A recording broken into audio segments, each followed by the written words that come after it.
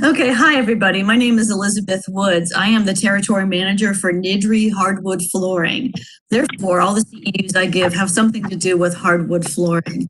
All of the CEUs that I give, I have 14, all of which are AIA, Health, Safety, and Welfare. So they're put on by the National Wood Flooring Association, and I am a member, so I'm allowed to give all of the CEUs that they offer as a partner. Today, we're talking about specifying the right wood flooring for the job, and we'll talk about everything from why you'd even use wood to types of wood and cuts. So as we get started, this particular presentation is AIA, Health, Safety, and Welfare.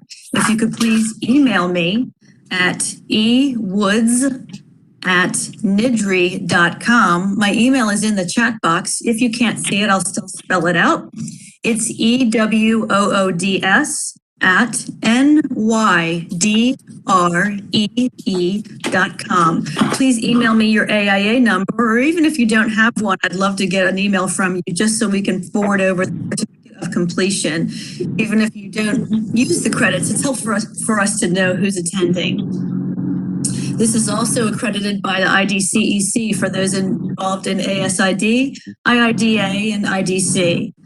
AIA and IDCEC do not endorse the content of this presentation. Those questions are answered at the end of the presentation. However, I'm happy for people to chime in and ask questions whenever. It kind of helps to just add a bit of casualness to the presentation. It's difficult during Zoom to speak to just kind of I don't see anybody, which I really miss. So it's just nice to have folks join in. This presentation is protected by U.S. and international copyright laws.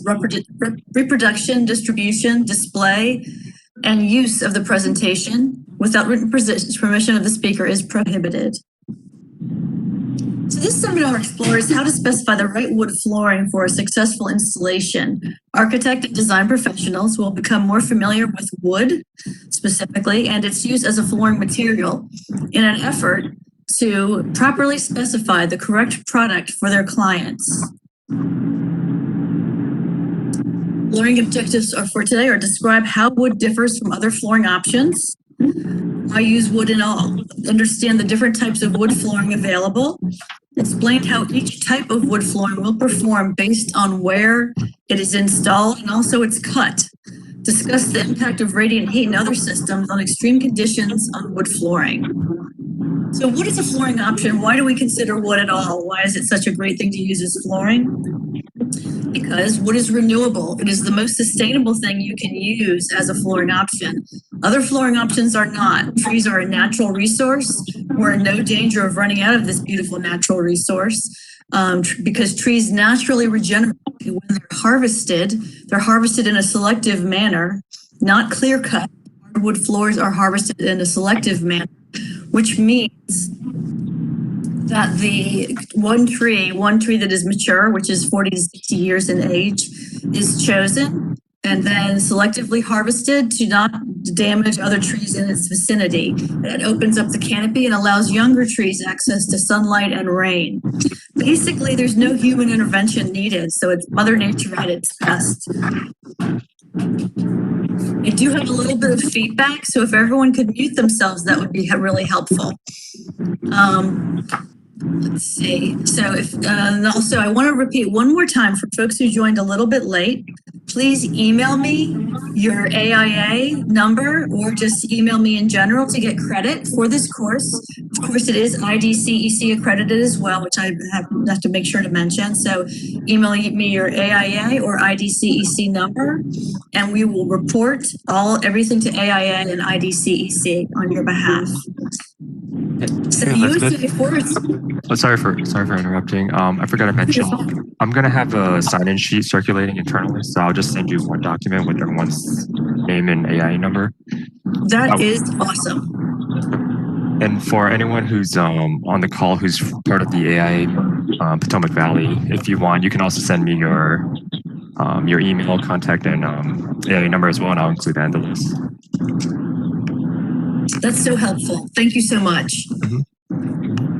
Okay, so the USDA Forest Service, which is where we basically get all of our information about the forests and hardwood trees in the US, it reports that for every tree harvested, 1.6 is planted in its place. So again, we have no danger of running out of this beautiful natural resource. As a matter of fact, the standing volume is more now than it has been since the 1950s due to responsible forest management. Our current standing volume is at about 358 billion cubic feet.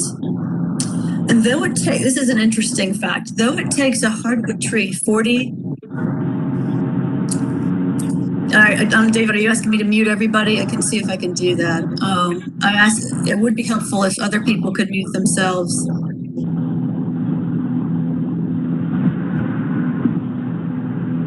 Let's see. Oh, I think that did it. Hopefully that helps. Okay, so the USDA Forest Service, no problem. The USDA Forest Service, I mentioned this already. So though it takes one hardwood tree 40 to 60 years to mature, it's good to know that hardwood floors can last longer than that. Longer than 40 to 60 years, even much longer. We have some in this area. We're in a historical area, so we could certainly see trees that are up to 100 years in age. Sorry, not trees, wood flooring that's up to 100 years in age after installation.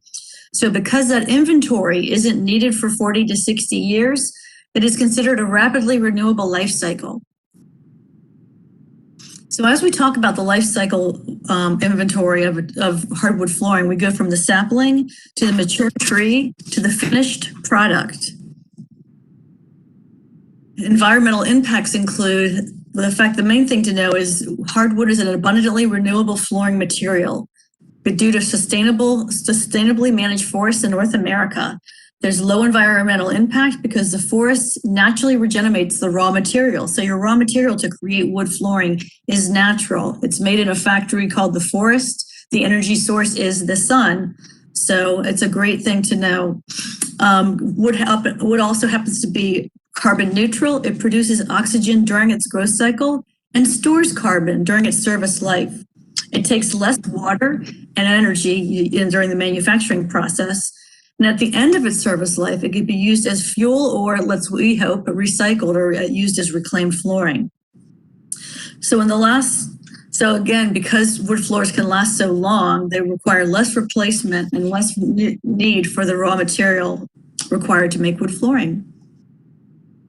Another great thing to know is wood floors improve indoor air quality. That's according to the EPA, because wood doesn't harbor allergens or microorganisms. It doesn't collect dust, animal dander, and outdoor pollutants like carpet does. And it also is made with low VOC colorants and follows US formaldehyde laws. So there's just trace amounts of formaldehyde in wood flooring.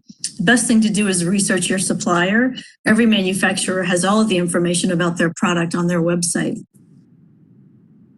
So now we're going to move into wood flooring types. What type of wood is available? We started with why would you use wood as a flooring option?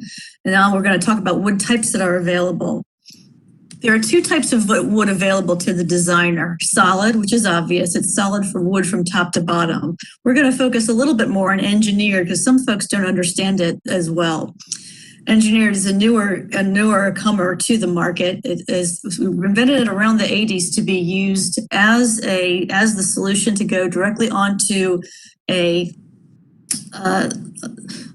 a block or a concrete base. So they're particularly well suited to not have as many issues with moisture.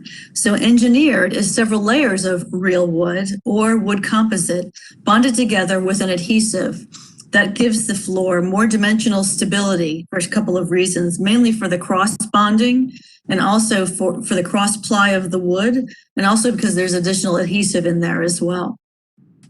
So in the engineered construction, the top layer is called the wear layer. What we're seeing here is a quartered cut. We'll talk about cuts a little bit later on. The wear layer is the species you select. Now you can have many different types of lower layers, core or backing. It can be the same species as the wear layer or a different species. And also, it can also be a composite material. And then the backing can be a different species again. Solid versus engineered. The main thing to remember is that engineered can be placed at grade, below grade, or above grade, and was specifically manufactured, specifically designed to go directly on a concrete substrate. Solid can be resanded and refinished numerous times. The sandability of engineered depends on the wear layer thickness and also on the product that you're looking at. Different products, some of them are made differently and don't require sanding or refinishing at all. The solid cannot be installed below grade. That's the main thing to remember. Engineered can be installed above, on, or below grade. Because of the cross-ply construction, engineered floors are much more dimensionally stable than solid plank. Engineered can be installed on wood or concrete subfloors, and solid can be installed on wood subfloors or on concrete if it's okay with the manufacturer. It is important to check with the manufacturer to see if installation on concrete is recommended. Now, the main thing to remember is once the floor is installed, you can't tell the difference between whether it's solid or engineered. It would take you basically one way to tell is to lift up the heating vents and take a look in that regard so you can see the side of the wood, but you really can't tell once it's installed. What you can tell though is the type of cut will change considerably the different look of your wood floor. So now we're going to talk about the different cuts. The different saw cuts are plain sawn, quarter sawn, rift sawn, and live sawn. Live sawn is not as well known as the other three. And it's important to remember all of them are different cuts. Even though we see rift and quartered sold together, we'll review why that is. Again, they're different cuts, give you a completely different look in the wood. Now, plain sawn is a traditional choice, and many people, when they think of a wood floor, think of the 2 to 3 inch plank red oak plain sawn wood floor, because it was the most commonly used historically in homes built in the early to mid 1900s. That's basically the floor you would see. It has a different look than rift, quartered, or live sawn wood, and we'll take a look at that, why that is. Plain sawn cut is a series of parallel cuts, and the remaining cuts are perpendicular to the first set. It produces a wider board than rift and quartered, and the board length varies.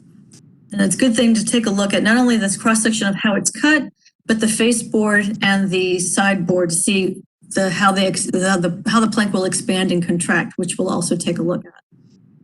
So the board face has a cathedral grain in plain sawn, contains a flat grain and some vertical. Plain sawn happens to have more variation among the boards than other cuts, so that's good to remember. And the end grain has growth rings between 0 and 45 degrees. We'll review why that's important. Hopefully you can't hear my dog. In reference to quarter sawn has vibrant flecks, includes a tight wavy grain. The flecks are caused by medullary rays. Medullary rays are the tree's life veins. They transport sap from the pith to the outer parts of the tree. They're perpendicular to growth rings and parallel to the board surface. They happen to also be very pronounced in white oak. The reason we keep mentioning white oak a lot in this presentation is it is the most commonly ordered or the most common wood type that's used in flooring right now. Take a little more look for medullary rays. Again, here's a cross-section showing the medullary rays. They are, again, perpendicular to growth rings. The annual growth rings in this cross-section appear as circles, and the medullary rays appear as vertical white lines from the roots to the leaves.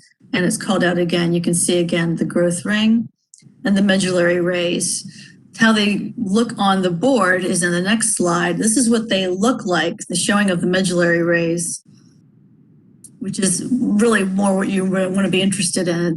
There's several cuts are popular. Quarter sawn annual rings grow perpendicular to the surface. So the medullary rays go parallel to the surface. So the cut specifically calls out or exemplifies the medullary rays. So what you need to know is if you don't care for this ribboning look or don't like this look in your cuts, then you want to avoid the rift and quartered or just quartered cut. It's unusual nowadays to see them sold singularly, and we'll see why as we look at how the cut is made. But again, the medullary rays create this fleck or ribboning effect, and it is again pronounced in white oak. This is why you don't see quarter cut sold by itself. As you look at this cross section, it's only the dark portion here which is used in the quarter cut. So the log is quartered, and this area would be not used at all, just thrown away as waste in the quarter cut. So again, the log is quartered, the remaining cuts are perpendicular to the growth rings, produces relatively narrow boards with a vertical grain. It also produces a great deal of waste. The board has a fleck pattern, contains a tight wavy grain. And as you can see, the end grains are 45 to 90 degrees to the surface. That is how wood expands. It's along the growth rings. So we'll mention that or review this a little bit later in the presentation. The final cut is rift sawn. Similar to quarter sawn, the accentuated vertical grain has minimal fleck, if not none, and the saw angle is adjusted so that fewer cuts are parallel to the medullary rays, and it produces more waste. Again, this is how why you don't see rift cut just done by itself. It is only this portion that is used in the rift cut. So the log is quartered. The remaining cuts from the center face of the log work outwards. The boards are 30 to 60 degree growth rings, and they are also come from a smaller part of that wedge and produce a great deal of waste. It's very hard to have a wide plank in rift and quartered or in rift cut wood. Here is a cross section and a board face.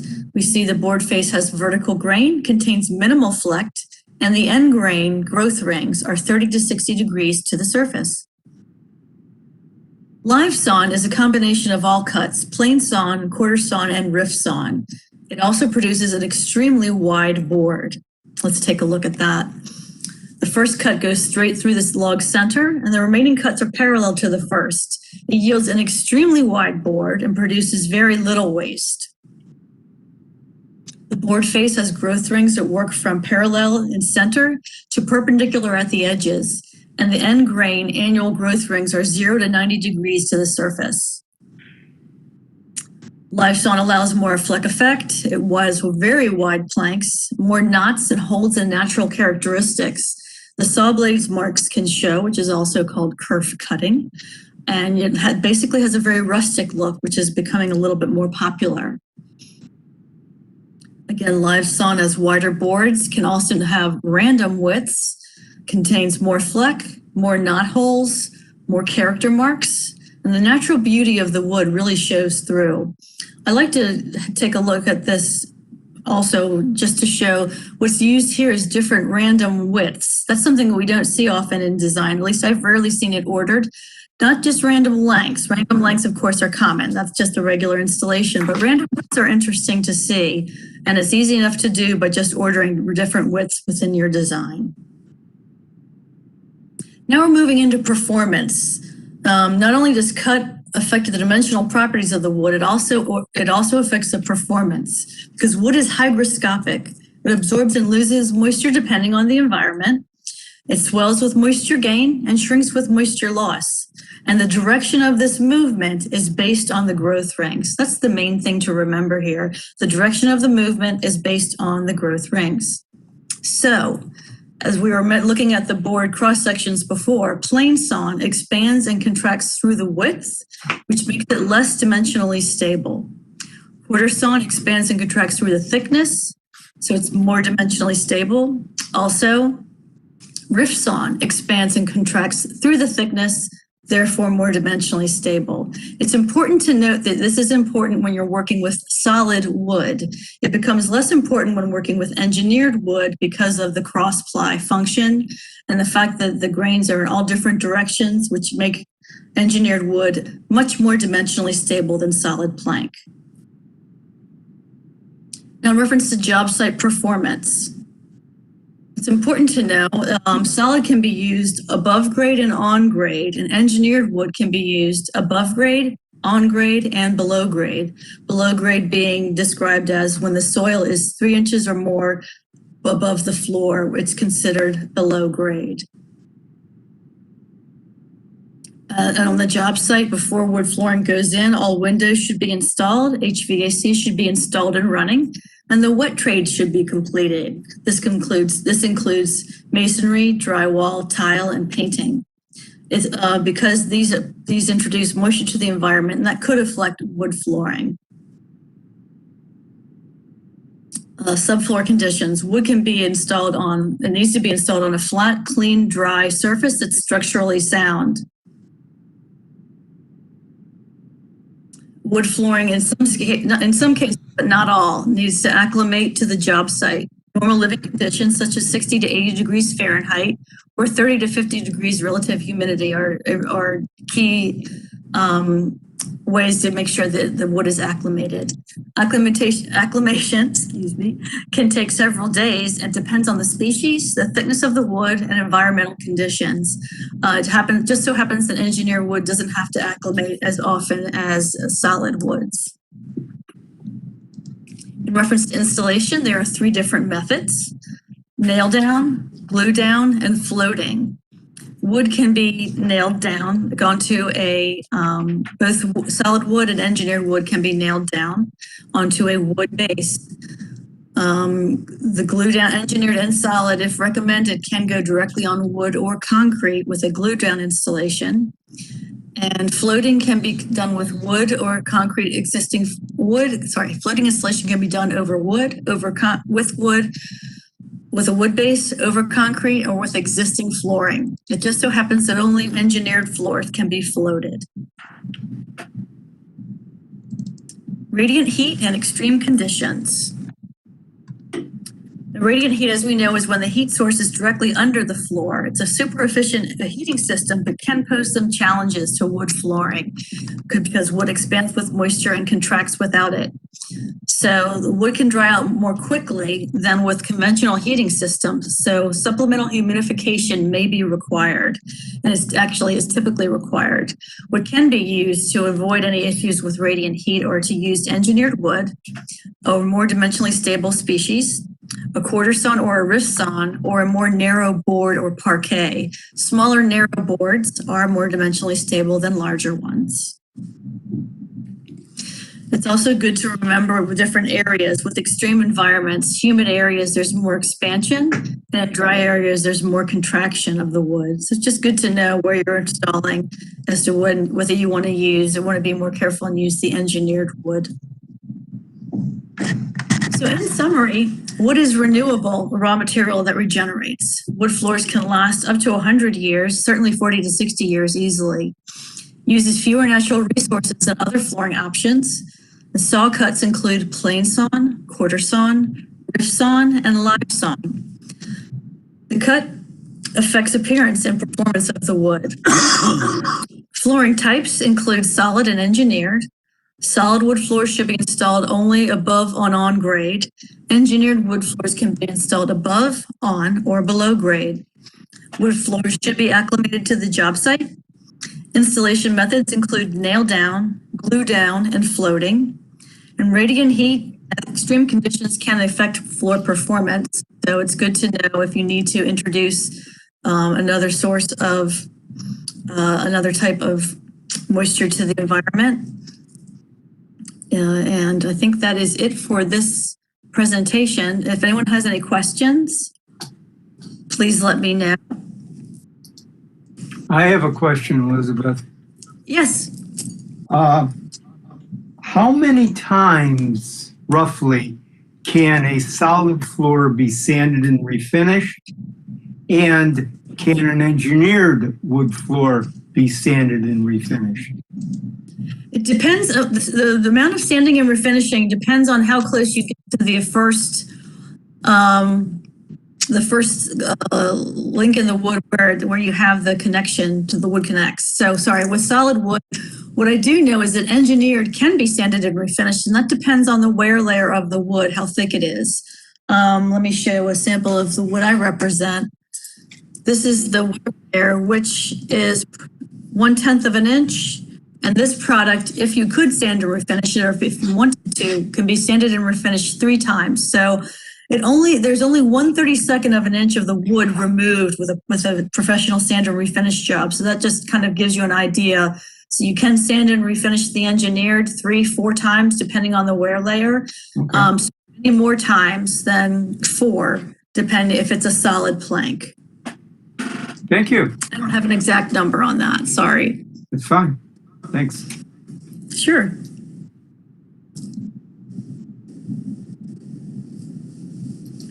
Are there any more questions?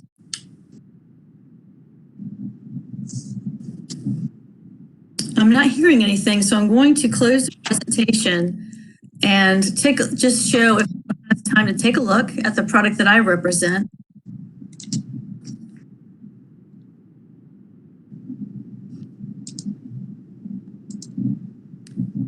And as you may have gleaned from my email, I represent Nydree flooring.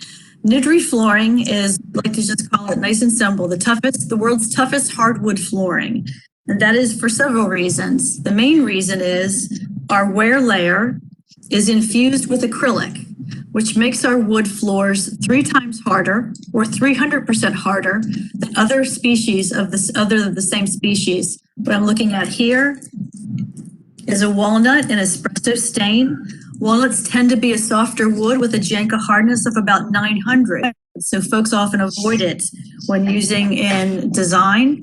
However, the Janka hardness of our walnut is 3,000 to 5,000. So what you're getting is a wood floor that is 3 times harder than other wood of the same species. We have 2 distinct products. What I like to do and what I suggest to do when you're looking at our products is to hover over products as opposed to clicking on it. Clicking on it shows you all the different colors and that can be a little daunting when you're taking a look at that for the first time. So as you hover over products, you see our acrylic infused engineered hardwood, and we have ash, our handcrafted collection, maple, which is one of our best priced collections. In reference to pricing, our wood flooring, our acrylic infused is $8.65 per square foot, up to $12.95 per square foot. So it's similar to a lot of different wood products, but if you're looking for something that's less expensive, we also have our Maverick product. So we have maple, plain sawn white oak, and all of the colors are noted on the different sheet. Reclaimed oak. Now, reclaimed happens to do particularly well in areas where there's more moisture or more humidity because it's already has some checks and cracks in it because of the nature of the type of wood. So it does particularly well when you can't control humidity or temperature particularly well. We have rift and quartered, again, sold the combination, which is what you see nowadays. What you will see, I always like to remind folks, is you will see the ribboning. This is a great example of it. You will see the ribboning in that quartered cut. So if you don't care for it, stick with the plain sawn. The hardness of our rift and quartered and our plain saw are anywhere from 5,000 to 8,000 in Janka hardness. To give you a baseline, Ipe wood, which is known as an ironwood, has a Janka hardness of around 3,000.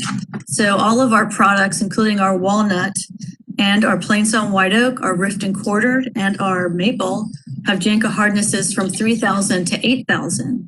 So it's much harder, and that basically means it doesn't dent, doesn't get drop marks on it. You don't see the heel dots that you'll see in other wood either.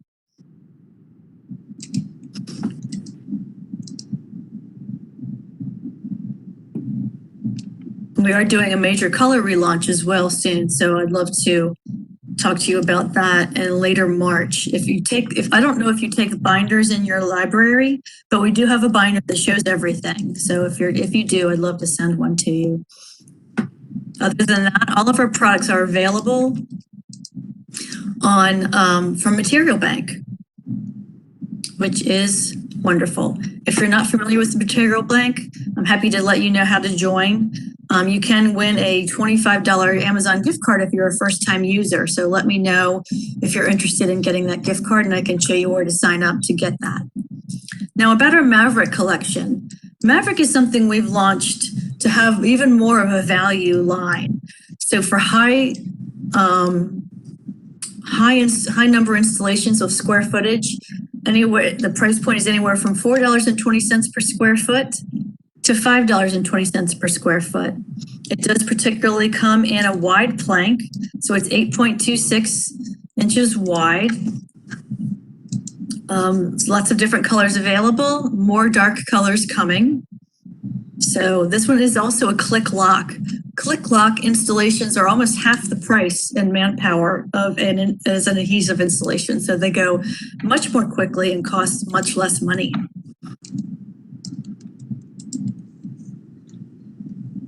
Back to our regular line, one thing I'd like to, let's see. Oh, sorry, it looks like somebody had a note that the presentation didn't go very well. So sorry about that. Let's see, so the regular line it was available in 2 2/3, 4 and 5 1/4 width. And also our plain sawn white oak is available in a wide width, 7 1/2. So lots of colors, lots of options available. So please let me know if you ever want to see samples. If you ever have questions about the product, I'm happy to answer. Basically, that's Nydree in a nutshell. The toughest floor you can get, the toughest wood flooring available. Can be used at grade, below grade, or below grade because it is an engineered wood floor. Another good thing to know is our the undercore here is marine grade Baltic birch.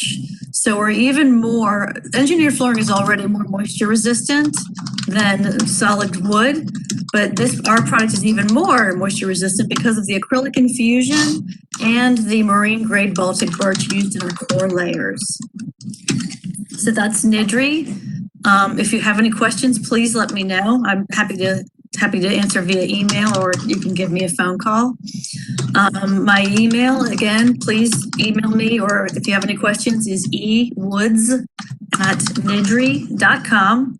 So that's EWOODS@NYDREE.com. Thank you so much for your time. Please forward any questions you may have about the presentation as well, and I'm happy to help. Thank you very much.